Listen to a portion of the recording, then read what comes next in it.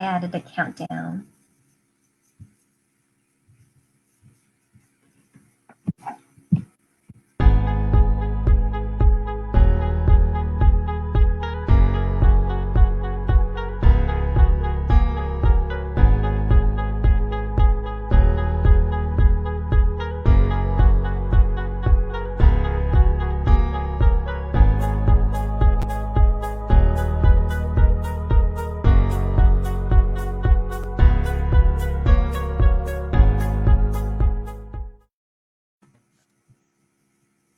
Yay, welcome today.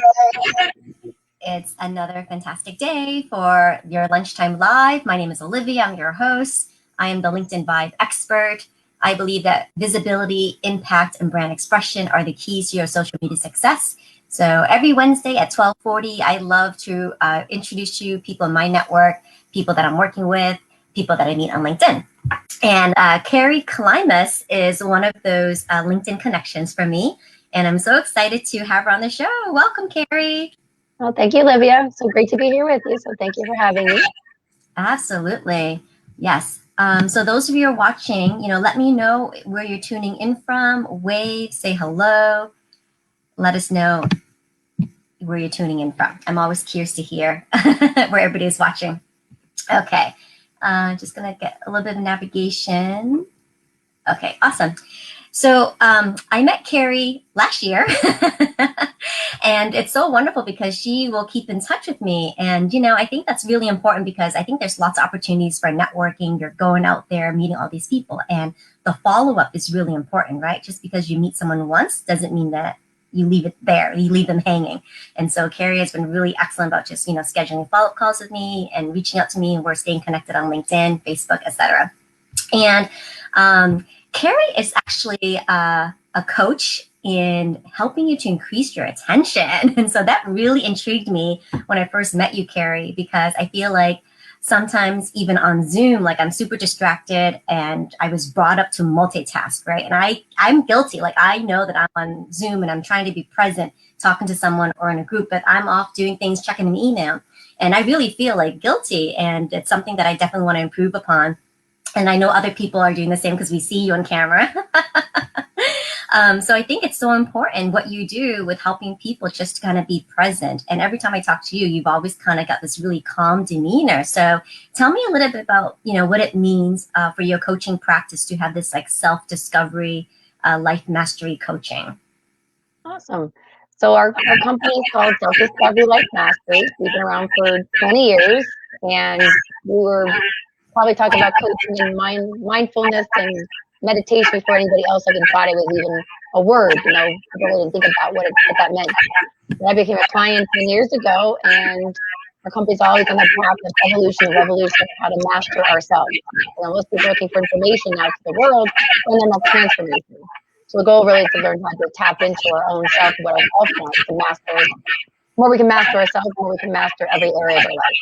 It's all about learning how to discipline our attention, and I train people in very powerful, simple techniques of how to be more present and self-aware. The goal is to be more present and self-aware of yourself moment by moment, to be in each moment deliberately and effectively, and get the most out of your experience. And not trying to get rushed into something, so being more still, more calm, more alive and witness kind of feeling. Yeah, and as you're saying that, a question just popped into my mind. I mean, I'd love to hear from the audience if anyone's watching, like, how are you currently valuing time? Right? We hear it all the time. Time is so precious. We try to manage it. We try to squeeze it. We try to save it. So, how are you valuing time? Karrie, your thoughts? Well, I mean, let's just say there's nothing. Time is a delusion. I mean, right now the sun goes up, the sun comes down.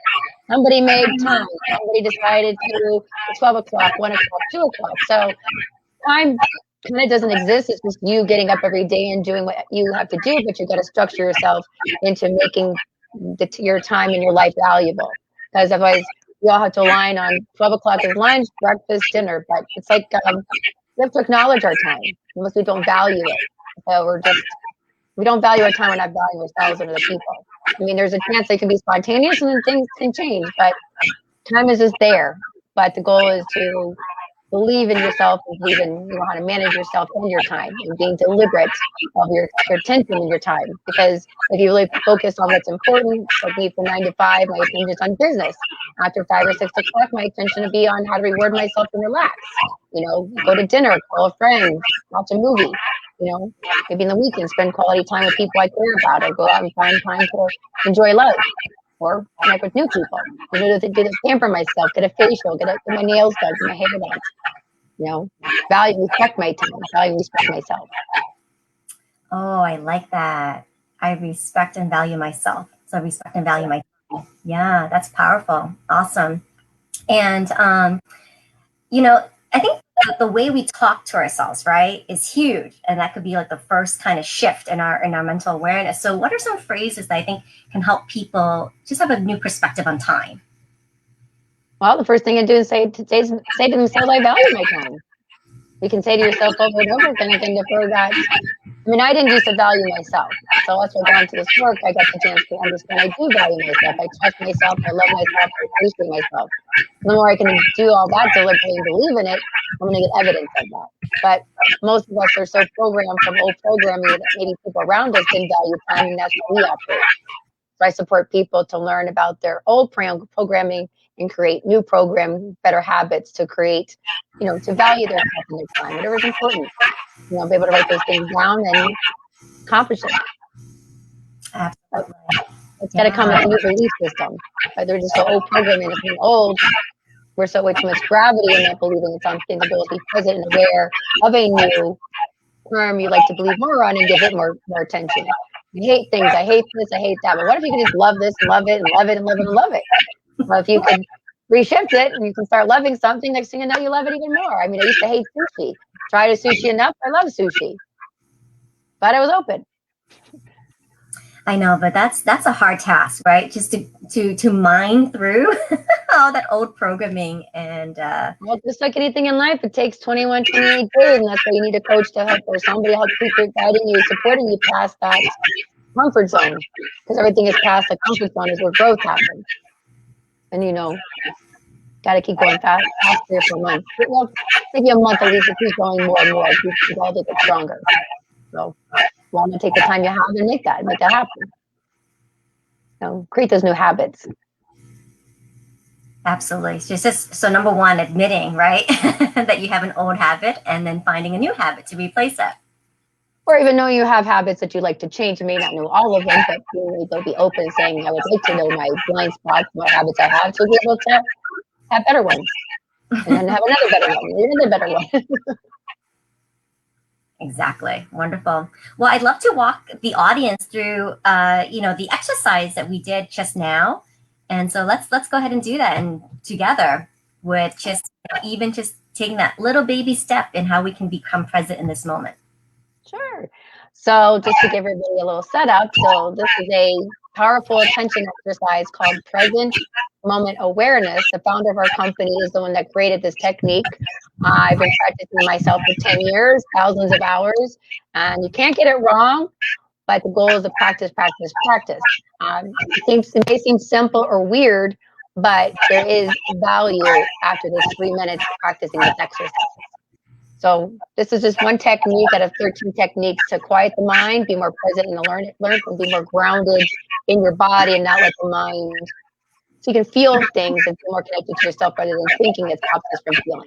So, all right. So there's 3 steps. We're going to focus on 3 parts: our sight, sound, and touch. Well, we just did Olivia a few minutes ago. We're just going to go, before we do that, let's go ahead and pay attention to our body. So let's do a nice little stretch. Body likes attention. Take a nice breath. Body likes to stretch. Body doesn't get enough stretch. All right. Now, first step in this powerful attention exercise. First step, become aware of the sense of sight. We're going to act like we're an explorer on a new journey. That's why people love to travel, because their attention is out into the environment. So go ahead and look around your environment and become aware of the sense of sight. And start noticing the different colors, shapes, and sizes of objects. Also noticing the lighting, the shadows, and the textures. We're simply directing our attention into the environment, becoming aware of a sense of sight in a new and more aware way. And as you're being aware of the sense of sight, also become aware of the sense of sound. By keeping your eyes open, simply listen to the sounds in the environment without any opinion or judgment. Just simply listen.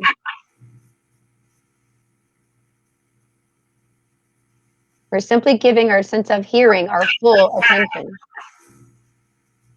Also being aware of the sense of sight. Now, if the mind pulls you in and wants to label anything, just simply be aware of it and redirect your attention back out into the environment and become more aware of the sense of sight and sound. Next, we're going to become aware of the sensation of touch. So go ahead and put your hands together, lightly rub them, also lightly scratch them. Notice how your body feels in the chair. Notice how your clothes feel on your body. Feel the air as it touches your skin. Notice your feet in your shoes or on the ground. Relax all of your attention into the sensation of touch. Now we're going to take the next couple of seconds and deepen our experience, bringing all those three things together. So, become more aware of the sense of sight, sounds, and touch. We are deliberately bringing our attention to the present moment where all of our resources are available to us.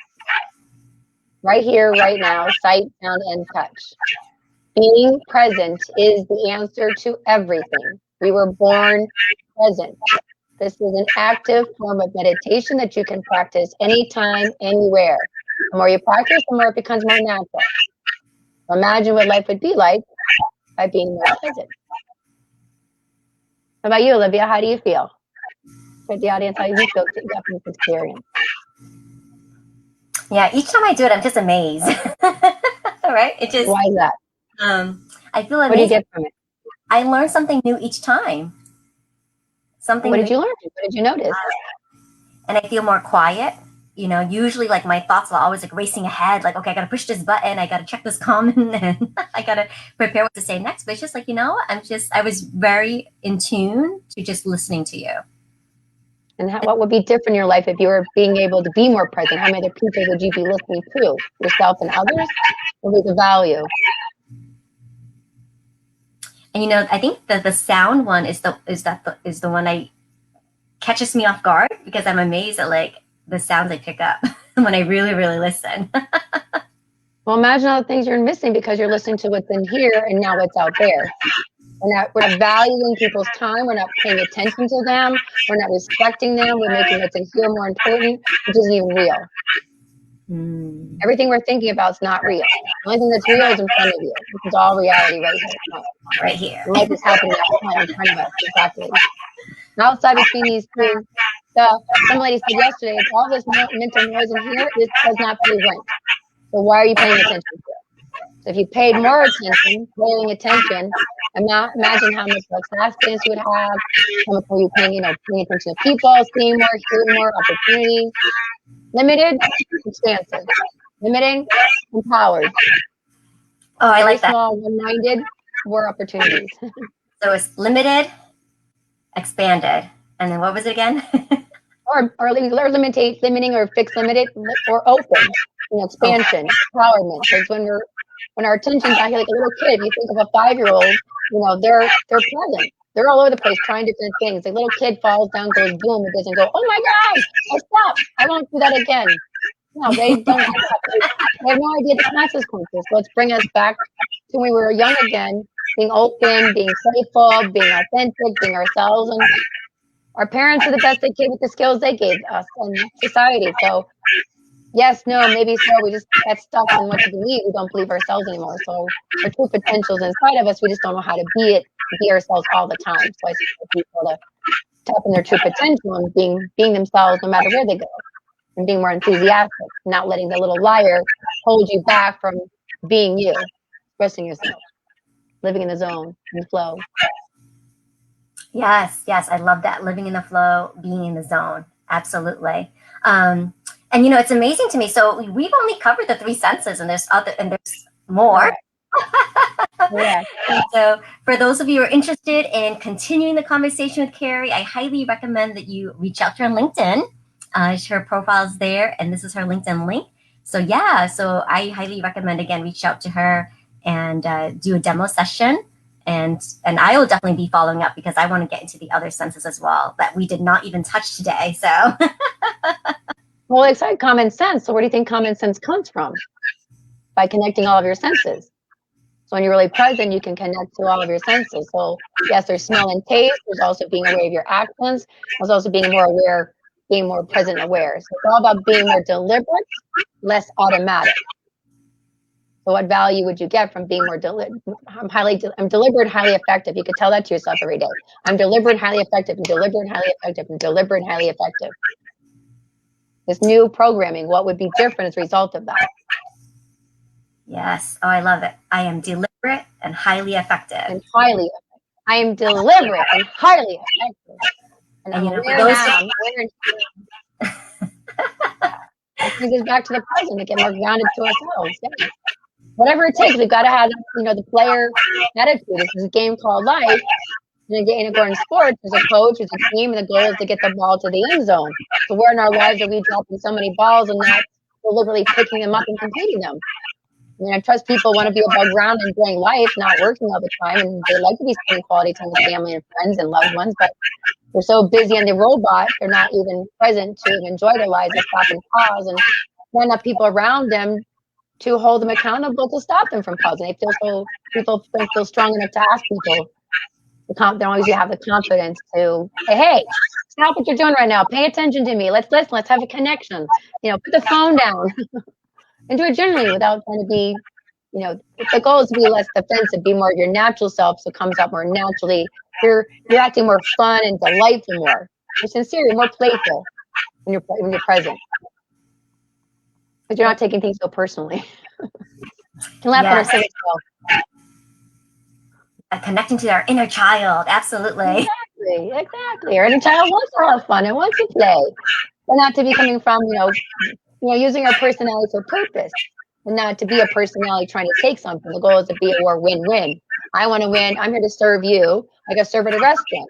Think of a server at a restaurant, a server that gives you the best service, pays attention to you, asks questions, comes back and check. Most likely, you're going to give them a bigger tip. So imagine being able to do that deliberately to yourself and other people, serving yourself better, what you want, so you can serve others. And your cup is full, and you'll have more. And you take the time and value your time to fill your cup. What's important to you, giving yourself love, time, and attention, which is all free. Imagine filling your cup, and you'd have more time, love, and attention to give other people because you're not as needy because you've got what you wanted. Most people are too busy giving to others and not know how to give to themselves. Fantastic. Awesome. Well, we're nearing the end of our broadcast. If you're still watching or you're watching this on replay, we want to leave you with this message. You are deliberate and you are highly effective. So let us all use that mantra this week and, carry it forward. And Karrie's information is in the box below. So highly recommend that you reach out to her once again. Karrie, such a pleasure having you on and sharing your knowledge and wisdom with us. Thank you so much. Thank you, Olivia. I appreciate being here. I'll say not only my wisdom and knowledge, but my experience has gave me this wisdom. All my experience. That's awesome. All right. And if you are interested in becoming a featured guest of a future Lunchtime Live segment, please let me know. Drop me a message and we'll connect. All right. Have a great day, everyone. Take care. Bye.